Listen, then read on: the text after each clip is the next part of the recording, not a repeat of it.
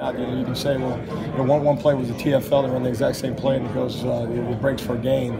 That doesn't make it okay, And so, in any event, you got to get to the bottom of it. Got to make tackles. We got to make sure that we're swarming to the football. That a play that breaks for 5 doesn't turn into 15. And obviously, we had extreme ones today that good defenses don't have. How much time did Isaiah spend at free safety before today?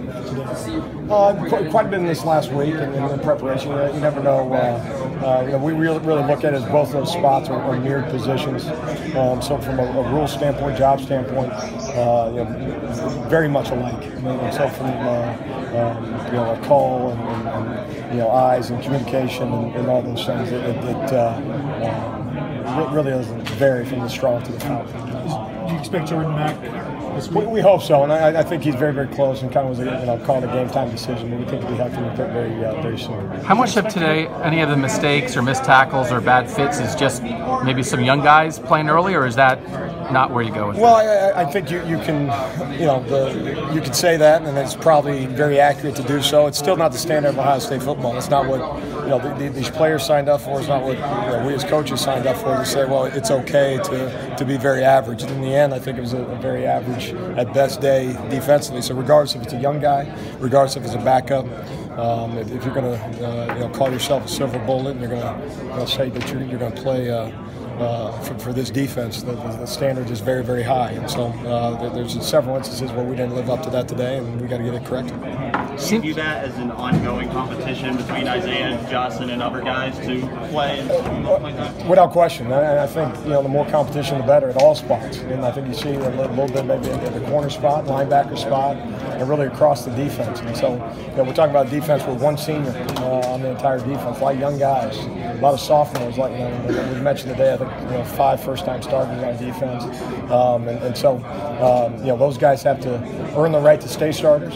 And there's guys behind them that got to get the message that if a starter falters, then they have an opportunity to possibly move up. So competition is good, and it will continue.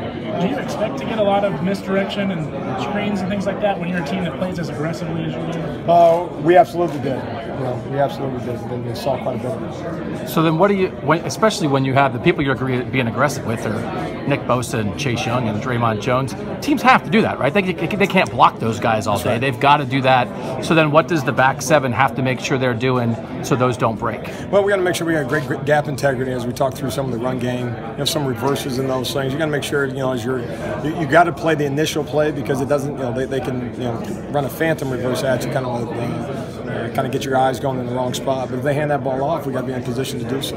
And tackle it obviously before some of those gains. That's not going to go away. And maybe we didn't see enough of it, leading up to it. But I would suggest that we did, and we got to do a better job of having good eye control on the back end. We got to do a better job tackling at the point of attack. There's not always an extra guy. Especially when you're talking about misdirection plays, there's oftentimes really 2 offensive plays that you have to defend on a given down. The ability for a quarterback to keep it, a reverse that can be handed off, and by the way, can hand it to the tailback. And so there's not an extra guy everywhere. That you are the extra guy. And so what you find out, they kind of flatten you out defensively. One missed tackle can turn into an explosive play, and that's college football in 2018. So we got to find a way to put our guys in position to be successful.